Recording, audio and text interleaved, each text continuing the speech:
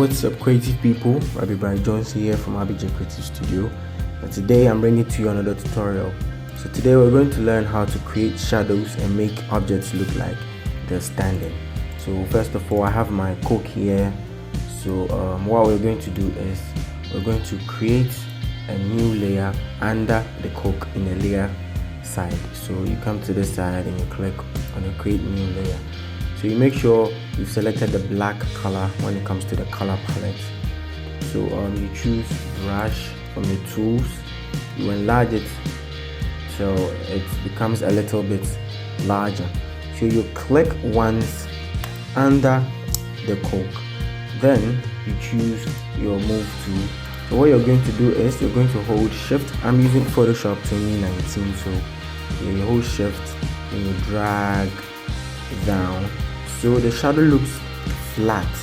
Then you shift it under the Coke. So what you're going to do is you're going to open it from the other side.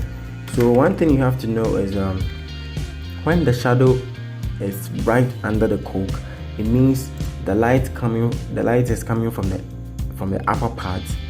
Yeah, so it's like the light is coming from the upper part of the Coke. That's creating a shadow under the Coke.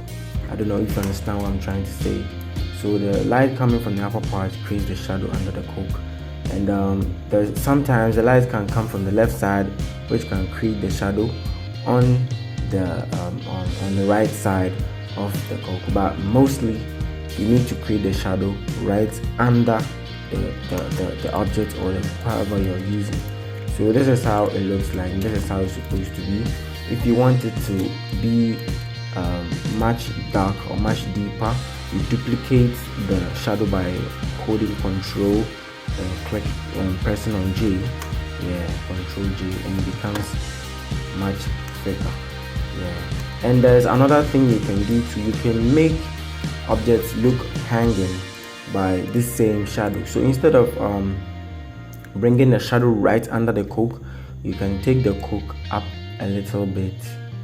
The Coke goes up a little bit, and but one thing, you have to reduce the opacity of the shadow, because the farther the object is away from the shadow, the lighter it becomes.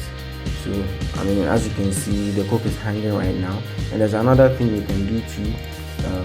You can shift the Coke and make sure the shadow is right under the Coke. I mean, there's endless possibilities as to how you can use your shadows, but this one is the most common, basic used shadow technique that I know, shadow effects that we all use out there, that all graphic designers use out there.